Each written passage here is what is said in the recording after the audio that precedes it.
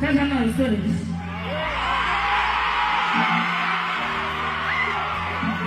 Kama kufanya kumi.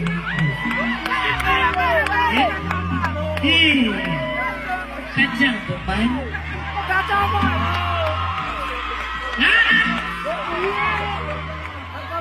Tugenda kushitaka. Sisi watu.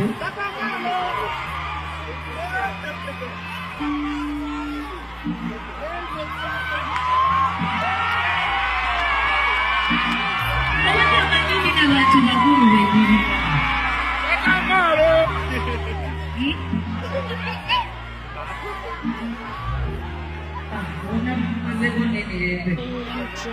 Rema namakula ebyabadde ku Serena Hotel mu kivulu kya David Lutalo kye bayise 15 years of David Lutalo. Awo nno mulabadde mukyala Rema namakula oyavuddeyo n'abanga ayita Kenzo. Awo nno enduulu neeraya bwatyo Kenzo teyabadde mubi bambi naye n'abanga akola ki amwanukula.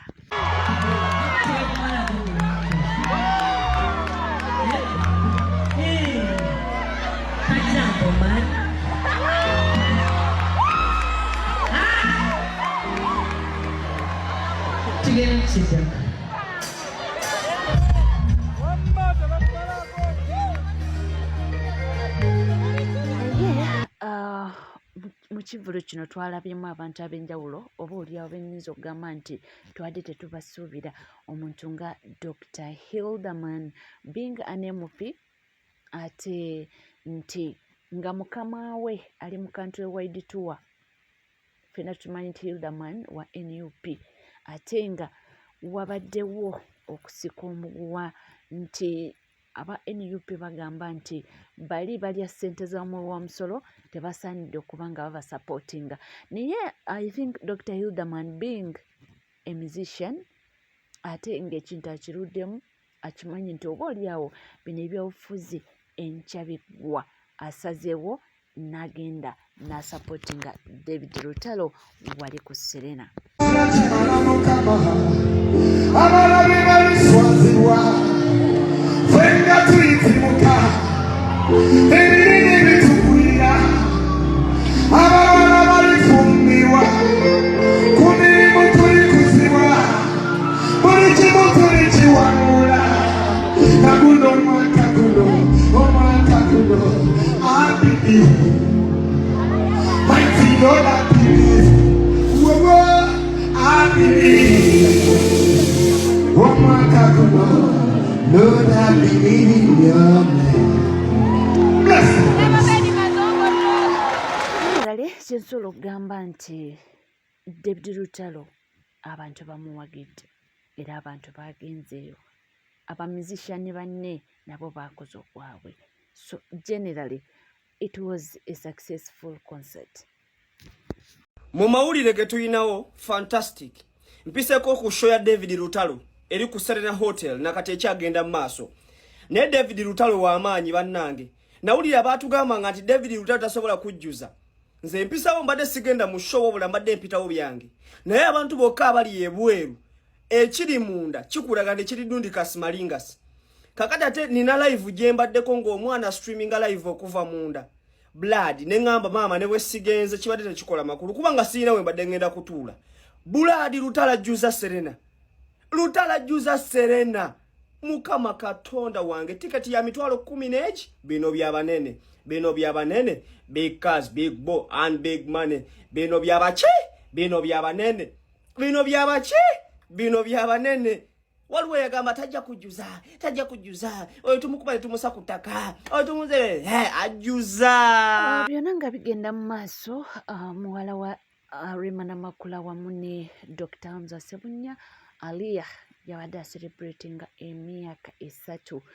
Ndowooza nababuliddeko ku birthday eno naye nga twabadde twafunyeko ebifaananyi naye nga tetwafunye ekyabadde mu celebrations kakati bibino mbikuleetedde.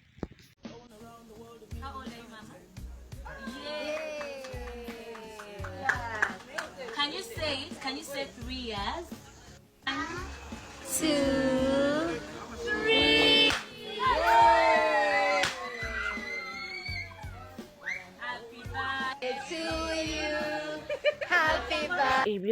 yababadde mu birthday ya Alia naye nga byonna bigenda mu maaso byonna tubyogedde ku Rema tuyogedde ku mukulu Kenzo this time around Kenzo yabadde yekka yabadde na mikwano gye Minister teyabaddewo nga bulijjo at times batera nnyo okuba nga baatendinga functions zino nga bali wamu naye at times babeera nga balina kale nga schedules tezifaanagana ate nga omanyi oli Minister abeera eno n'eno so ye teyasobodde Honorable Fiona Nyamutoro bwe njogerako teyasobodde kubaawo naye Kenzo ye yabaddewo mu show n'ajja atendinga neggwa Honorable Fiona Nyamutoro teyasobodde kubaawo naye nga tuli ku nsonga ya Alia nti Alia ye yabadde ajaguza emyaka 3 era nga celebration yeyo gy'olaba nti babaddewo abafamire era kino kyaganye Honorable Fiona Nyamutoro okubanga naye adelivalingayo oba nga awaayo ebirabo bye eri omwana ono nja kubanga byonna mbikutuusaako ate abaddewo the moment babadde balina conference gye babaddemu so teyabaddewo at that particular moment naye nga ye ebirabo gyebiri from Honorable Fiona Nyamutoro kugendewa omwana Alia ono nga wa Rema Namakula wamu ne Dr. Hamza Sebunya byonna nga tuvuddeko eyo ako kagundi nja kubanga nkaba maaso ako ka clip naye nga tuvuddeko eyo munange waliwo amawulire ga Sheikh oba Sheikh gwe tuwulira nti yawambibwa naye ate waliwo amawulire agayitingana nti mufu tetumanyi ekituufu kyekiriwa naye nga wayiseewoko enaku nga Sheikh ono nga yawambibwa era nga bamunoonya. Assalamu alaikum wa rahmatullahi wa barakatuh. Mawulire si malungi. Information empeereddwa mawulire si malungi ku Sheikh Twaha Kakande. Inna lillahi wa inna ilayhi raji'un. Twava eri Allah era gye tulina okuddizibwa. Ntegeeze abo bonna bekikwatako famire yo mubeere bagumu. Sheikh Twaha Kakande mu mbeera y'okumuwamba baali tebaagala kukola kintu kye baakola Sheikh Abbas Kirevu bwe bamukuba amasasi ng'ali ku mpingu. Kati ono ye kye baakola kwe kumuwamba obuwambi bamutwale era bamukuba mizibu. Mu kumukuba emizibu Sheikh Allah subhanahu wa ta'ala yamujjuludde wiiki emu emabega. Inna lillahi wa inna ilayhi raji'un. Era bonna abamunoonya Sheikh nga bw'olaba John Bosco Kibalama bwe yabula hatta laana tamanyikiddwa wawaali John Bosco Kibalama teyabula wabula naye wakitiibwa Allah yamuyita naye okuswala kwa gavumenti eno n'aba security baasalawo kumukweka ebbanga lyonna. Era mpadde information eno antegeezezza nti abo bonna okumanyikibwa nga gavumenti eno Allah amaze ogivuunika ng'evuddewo.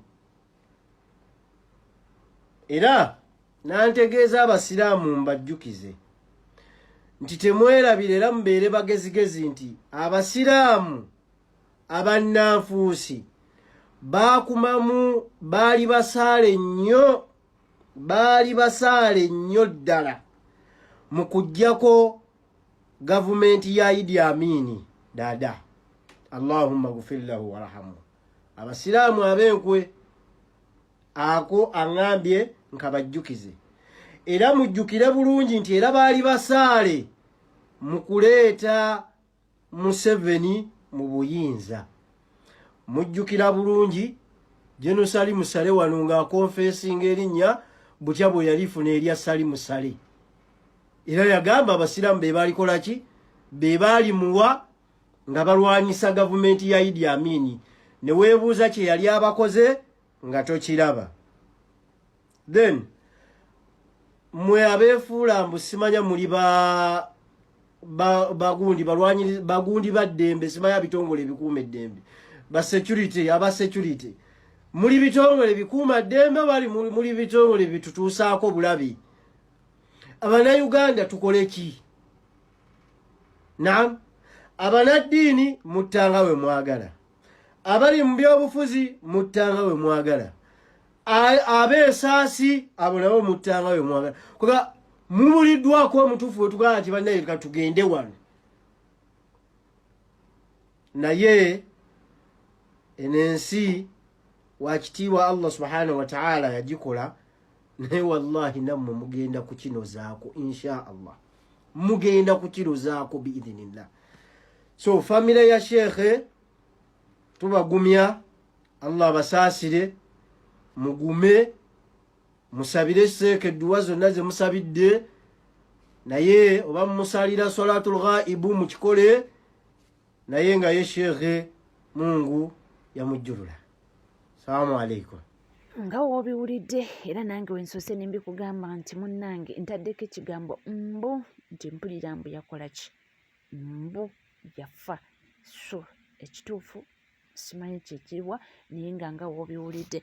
Era ku mboozi eno ya Sheeka yennyini waliwo omuntu omulala naye akyagikubaganyako embawa. Ye agambye atya bebe? Shehe wange sheekiti okufa tteeka. Era buli muntu ajja kufa. Nnyinza n'okusooka okufa. Naye ekibuuzo kiri nti ofudde otya era ofudde ki? Nkwegayiridde mukama wange, bannabyabufuzi n'abantu abali wabweru eri ku intaneti tebakubuzaabuza, bo bali bweru. Era singa otuyambye naawe n'osooka ogenda mu exile eyo n'oyogerera eyo, abantu abasinga okwogera ebintu ebigambo ebikankana tebali mu ggwanga lino, bali wabweru wa ggwanga. Kyenjagalamu kiri kimu nti buli muntu alina fayiro ye nga bw'otugambye, era bajja kwansalinga bye bakola. Naye njagala okakase ggwe mwennyini bulijjo otusomesa ng'otugamba nti enfuga y'Abannayuganda teyeetaagisa bafuzi balungi.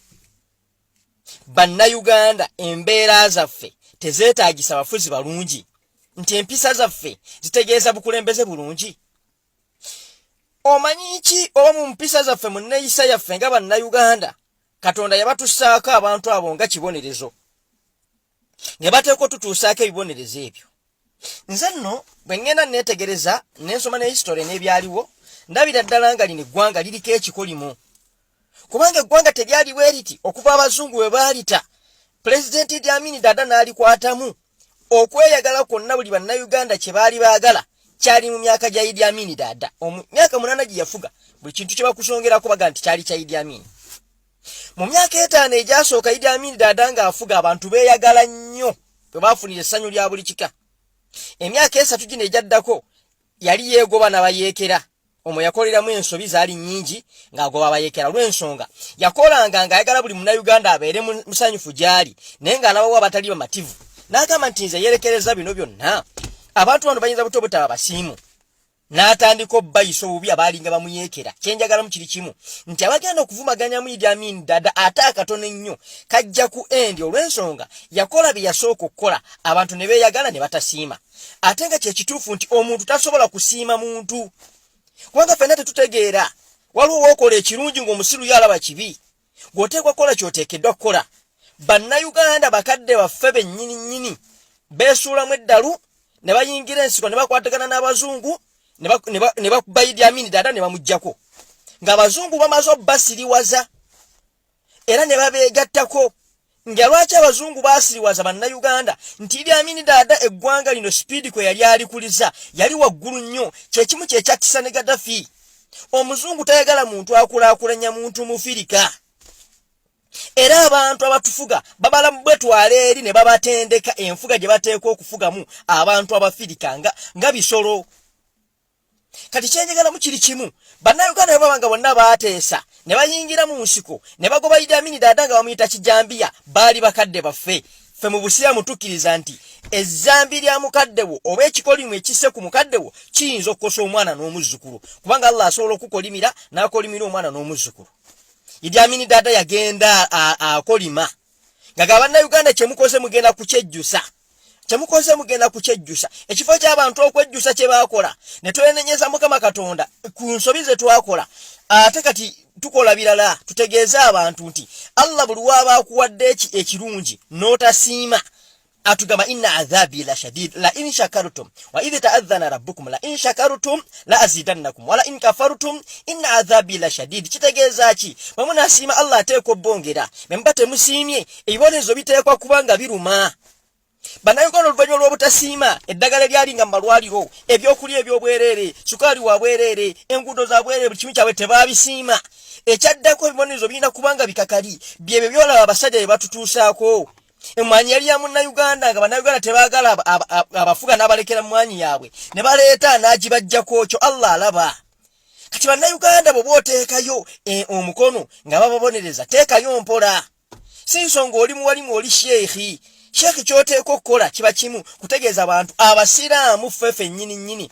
Pulezidenti Museveni agamba nti singa tegaali maanyi g'abasiraamu Idi Amini dada tebaali mugjeeko. Kitegeeza nti baayambibwako basiraamu. Ne celebrations ezasooka okukolebwa ku kuvaako kwa Idi Amini dada zaakolebwa ku basiraamu ne batta abasiraamu ennamitanga okuvoola abasiraamu basafaringa. Abasiraamu emirembe gye balina ku mulembe gwa Amini baalyetabye mu lutalo lwonna olujjako Amini.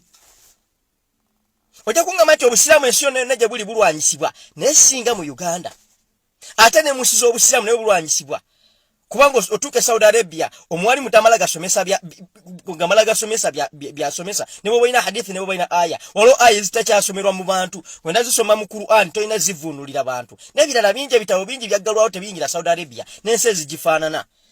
Kati bwo busiraamu okubonyabonyezebwa ffe nga ffe abasiraamu naye si nsonga kubanga okubonya oli singa tubonyabonya nga tubonyabonya lwa busiraamu kyekirungi gye tuli naye bannayuganda tubaleke tetubafiirira kubanga buli avuddeyo okufiirira munnayuganda afudde bubi nnyo ate bo ne basigala nga beetuddeko ekikolimo kikyatunyiga. Kati tutalabe eggwanga ne bwe litambula sheekhi wange kyekiti ka video kabadde kawanvumu naye ow'amagezi ajja kukategeera omusiru tayinza kukategeera. Nga tuvuddeko eyo omusango gwa Honorable Joel Ssenyonyi oyo nga ye leader of opposition mu parliament era nga ye spokesperson w'ekibiina kya NUP. Omusango gwe ne mukulu Dini Lubowa-Ssaava. Jjukira Dini Lubowa-Ssaava yavaayo n'agamba nti Honorable Joel Ssenyonyi nti yalya miliyoni 7 mbo ng'enguzi mbo n'abaako ebintu byeyasirikira. Ekintu ekyo Honorable Joel Ssenyonyi n'asalawo n'agamba nti nja kuba nga amuchallenginga mu kooti era yatukakasizza nti omusango ogwo bajja kuba nga batuuka mu kooti ye n'omukulu Dini Lubowa-Ssaava.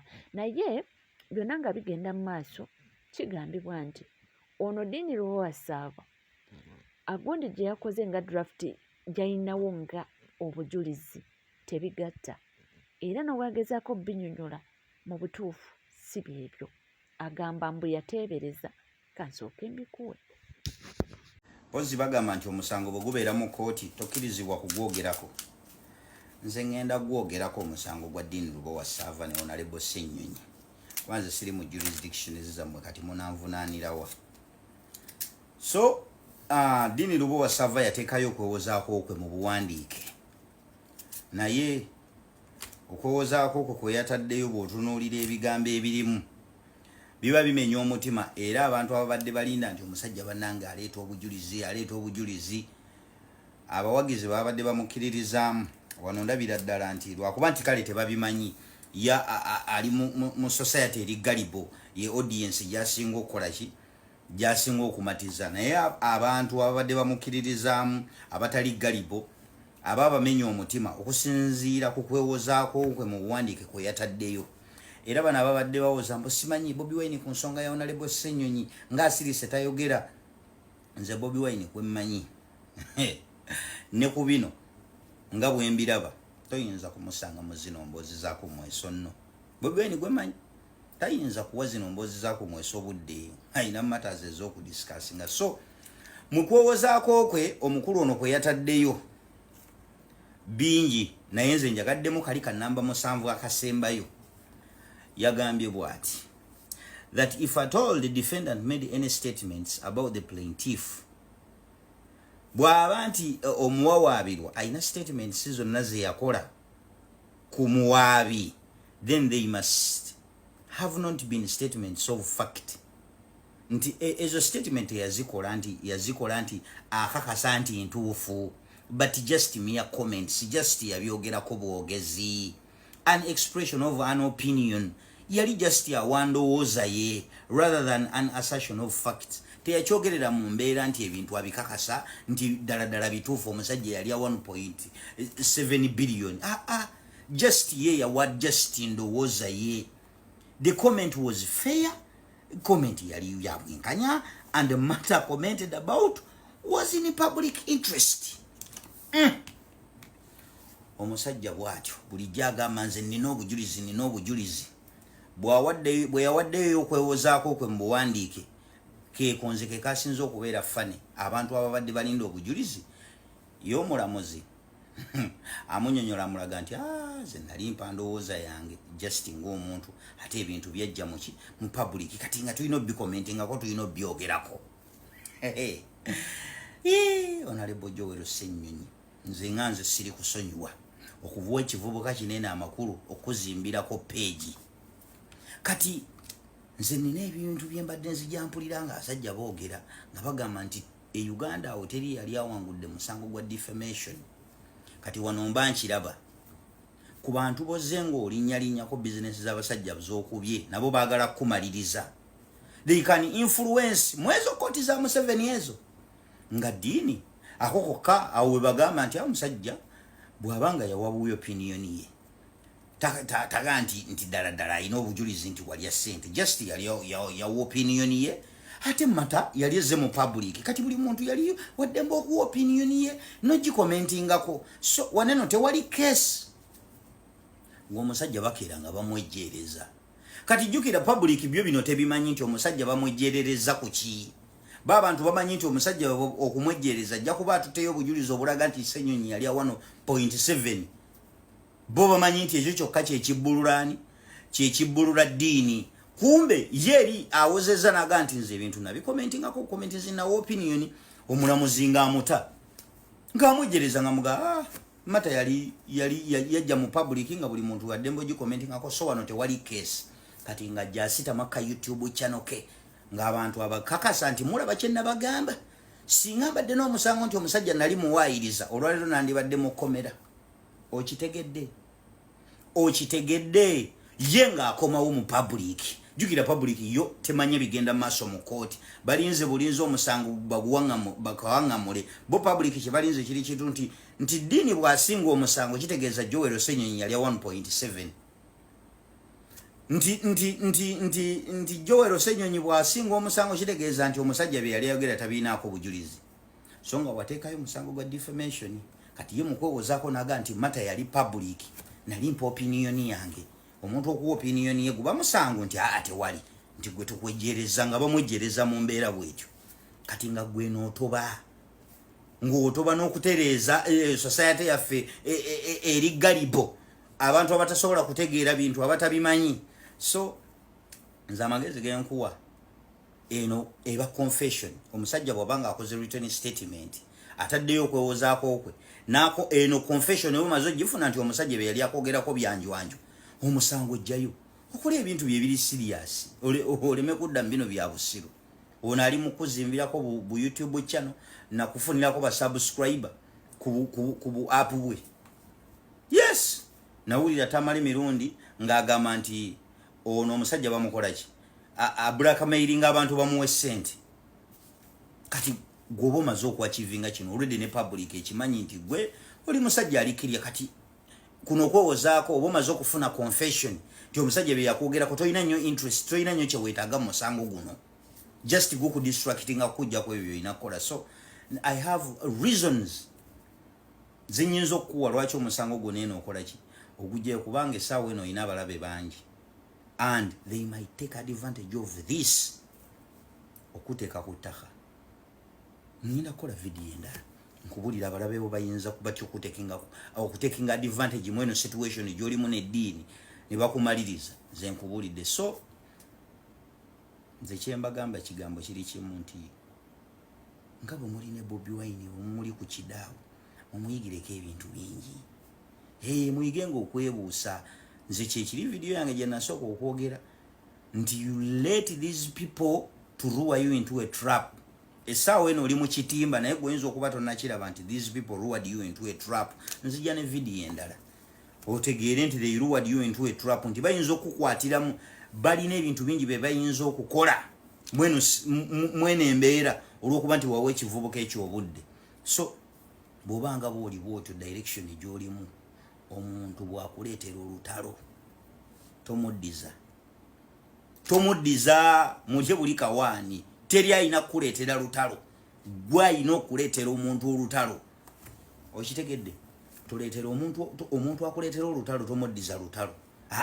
Gw'olina kubeera nga bakuleetera buleetezi lutalo. Gw'olina kola gwakulagisa. Yes. So ekisango jjayo nze siraba bw'okyetaagiramu, kitolina kyo kifunamu. Kati eno omaze okufuna confession, kati oba okyayagala ki? Oba omaze okusikowalinga. Kati ddiini abantu babamaze eki? Amaze obabitrayinga bulijjo abalinda obujulizi. Amaze obalyamu olukwe ababitrayinze. Kati gwe kikeesi ndowooza nga wo obiwulidde naye katulindiridde ebiki ebinaavaayo. Gye buvuddeko eno omukulu Diini Lubwasaava yavaayo n'agamba nti mukulu Joel Ssenyonyi ayagala kubuzaabuza, alina engeri gy'ayagala kubanga agotanyamu omusango guno, naye ate ng'ajjukira era byo biwanvu kubanga naluli bwe baagezaako kubanga bamuinterviewinga omukulu Diini Lubwasaava, era nsi eyo yagamba nga actually yatuuka watuuka n'agamba nti abadde ateebereza kwegamba alaga nnyo ensonga za Uganda Railway waliwo ezaawuliraawo, Uganda Airline waliwo ebyawuliraawo Honorable ezo ensonga za Uganda Airline, Diini Lubwasaava ne Honorable Joel Ssenyonyi. Tuli ku NCK TV nkugamba kimu nti woba nga tona subscribinga kekadde subscribinga, ringinga that notification bell, sharinga, likinga ebisigadde. Nja kuba nga nkomawo nabyo tovaawo.